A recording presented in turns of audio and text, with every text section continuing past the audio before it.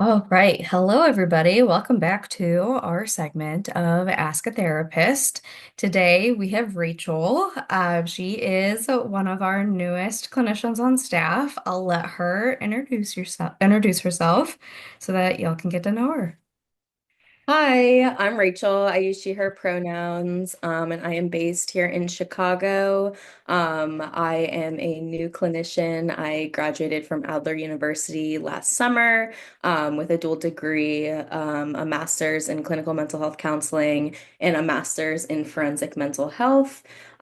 So my passions really lie at the intersection of the criminal justice system and the mental health system. I'm also a queer clinician, so I'm really passionate about work with the LGBTQ plus community, particularly trans and non-binary folks, as we navigate a very challenging time in our society. And I think Mhm. that we can all really benefit from creating community and having support. Yeah, well, what a great and thorough introduction. Thank you. I Yeah, didn't of know you course. graduated from Adler. I graduated from Adler too, Oh, actually. really? Okay, I didn't know that about you Yeah. either. Yeah, I got my doctoral degree from Adler. Nice. Yeah, yeah, yeah. Yeah. Okay, so what is your topic that you picked out for today? I believe that I selected how do I, as a therapist, attend to my own mental health. Mm, I Topic mean, that I am, always, yeah, always important, but I feel like yeah, especially now. yeah, no, I agree. It's something that I've always been like super cognizant of when doing this work, and is also something that brought me to the mental health field was my own Hmm. journey in learning how to process things, work through things, my own challenges. I started my therapeutic journey as a very young person. So that has also kind of influenced the trajectory of the type of work I want to do and who I want to work with. I'm passionate about working with teenagers, young people on things related to mental health. I think that we're in this like really interesting era where young people are more comfortable talking about things related to mental health, Yeah. seeking services, like seeking therapy. It was still like a little taboo when I did it. Like it was kind of one of those things that you like, oh, you don't want to 100% say like, oh yeah, I'm going to therapy. Um, Yeah, yeah, but now same. yeah, exactly. So now I think that it's like much more talked about, thankfully more Mhm. accessible. So my own journey, I think, has like really brought me to wanting to do this work in general. Yeah.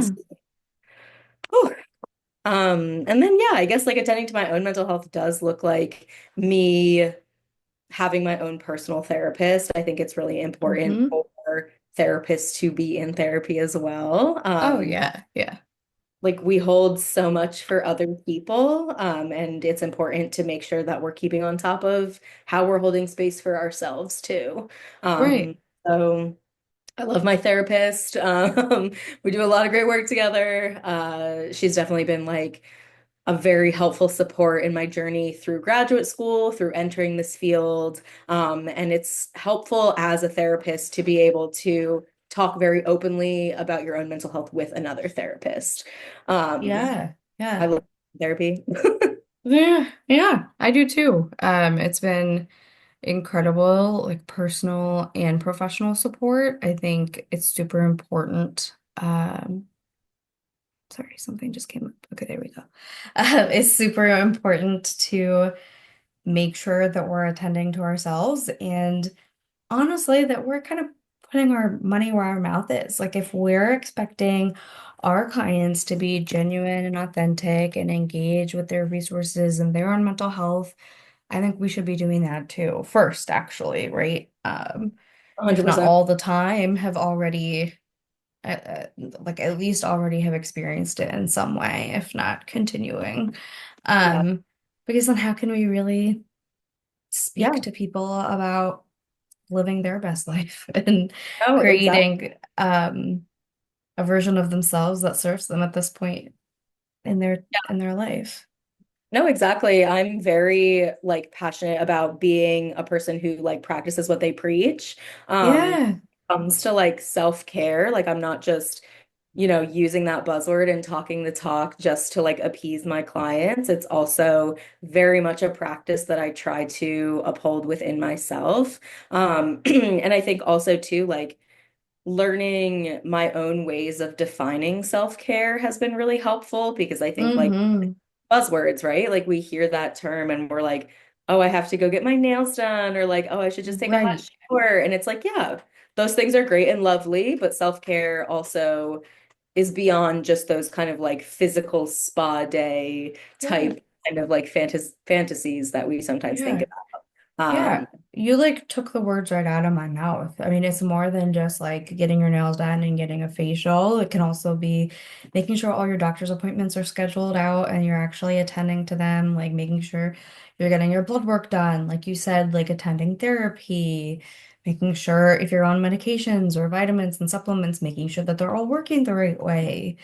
Like, I don't know, getting out of bed and washing your face and brushing your teeth. Some days that's all that Water. all yeah, like some Like, days that's all a lot of us can do is just make sure that we're fed and that we drink water and that we like cleaned ourselves and that's it. yeah. And that's okay. Yeah. And I feel like I'm like constantly kind of like reframing that for clients too, to be like, hey, like we got to start at like the bottom of the needs pyramid, right? Like you need to Mm-hmm. have food, water, shelter. Are those things being met? Okay, then we can move on to like, how do we maybe do things that are more creative, more Mm-hmm. restorative at the end? Mm-hmm. You got to have your basic needs met first, right? So, Yeah. like, people don't realize, oh, self-care is that I'm eating meals every day. Oh, it's that I'm like, have a bottle of water ready as I'm losing my Mm-hmm. voice. I need my own water. Perfect plug. Yeah. Yeah. You're good. Um, But yeah, no, just like kind of going back to basics. Like I think that's a conversation that I'm like Yes. continuously having, even just with myself too, about like, okay, if something's feeling off today, like what are some of my basic human needs that I might be neglecting? And like 9 out of 10 times, it's like I'm thirsty or I'm hungry. 100%. It's like, Like, yeah, or a tired is a big one for me. Like, I know I can't regulate my emotions when I'm really tired or I haven't oh, slept yeah, well. yeah. And that's when I end up being super irritable or picking fights for no reason or feeling like I can't get through the workday or taking my meds or eating well, whatever. So, Yeah. um, I think we underestimate how important all those things are, like our just basic Oh, for survival sure. needs. Yeah. Yeah, I think that especially too, because obviously we like live in a society that prioritizes productivity over rest, that it can often feel like, okay, well, I'm just like running on autopilot. Like I have to do all these tasks. And it's like some of the very like biological needs often sometimes get neglected. And then we're like, why do I feel crappy? And it's like, Hmm. Jesus, you're not fueling your own sense of like being a human.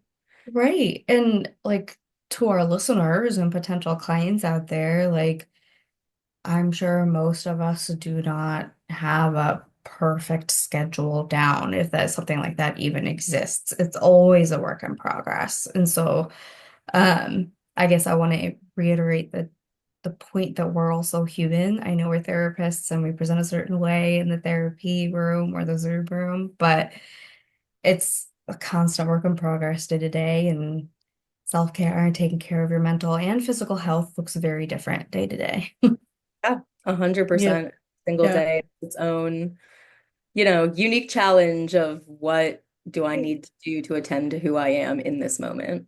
Right. Something that I try to guide my life with and something that I share with clients a lot is most people would never let their phone battery completely die out before they would charge it, or Right. most people would never let their car gas tank to get to completely zero before they fill it up. Hmm. So why are we doing it to ourselves? Right. Why would we do ourselves? No, Right. exactly. Yeah, Yeah, I love a good therapeutic analogy. I know, me too. It's so fitting though, because I feel like those Yeah. are perfect examples. I often use the whole like filling up your cup type metaphor of like, okay, but if you're Yes. completely empty and there's nothing in there, Yeah. are you gonna feel good? Like there's nothing in your Yeah. cup. there's nothing left to um like get you through a Yeah, slump, if you will. Like there's a thing that exactly. yeah, there's nothing to get you Resources. through Yeah. yeah, a bad moment or a difficult moment if you have absolutely nothing left.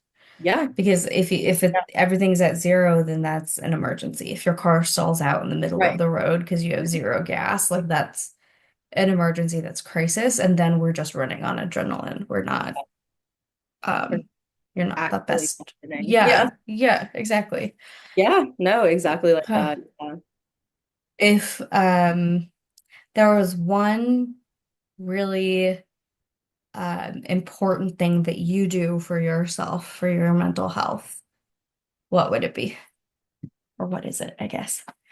Me, I am an animal lover, so I have a dog and a cat. And making sure that I have quality time with my dog is honestly very like the basis of my self-care. Like because I know like obviously he needs to go out and, be walked. And for a while it was like, oh, that sucks. Like, winters in Chicago, like who wants to walk outside? But then I realized like, oh, getting outside 3 times a day and walking is actually so good for my mental health. And I'm Yeah. spending time with my cute dog. So I think that like the structure and the love and affection that comes with being a pet owner is like very crucial to my mental health. Well, and it's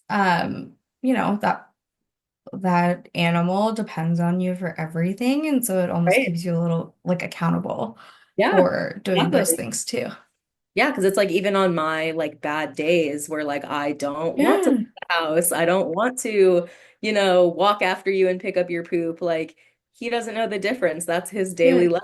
And you like you He said, doesn't, yeah, on he you. doesn't care. He just needs Exactly. his He just needs to basic go needs outside and he met. needs to Yeah. be fed. And, Yeah. I took on that responsibility when I decided to get a pet. And it really Right. is kind of that underlying motivation for accountability of like how I need to show up every day because it's not just Mhm. me that I'm caring for. It's another. Right. Yeah.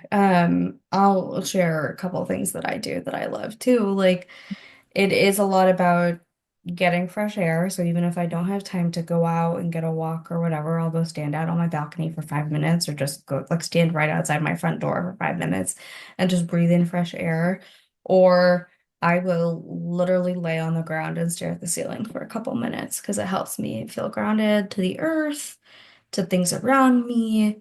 It gives me a moment of quiet, maybe in an otherwise chaotic day Yeah. or environment.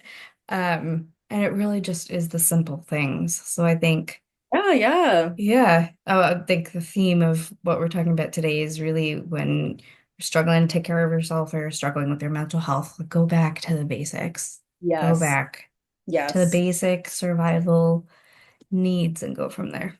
Yeah, and also something that I love to think about too when going back to the basics, I'm like, what would like you as a child, like what would your child version want? Like I also am a big proponent Yes. of like laying on the floor, and I feel like that's very childlike. Like Yeah. kids are always rolling around on the floor and they don't care. And I think like even if you're just like laying and existing on the floor, like there's something that's igniting that like childhood sense of play and like not caring about the space that you take up and like Mhm. I think that's very, very healing to just do like small little silly things that like adults feel like we shouldn't do, but like Yeah.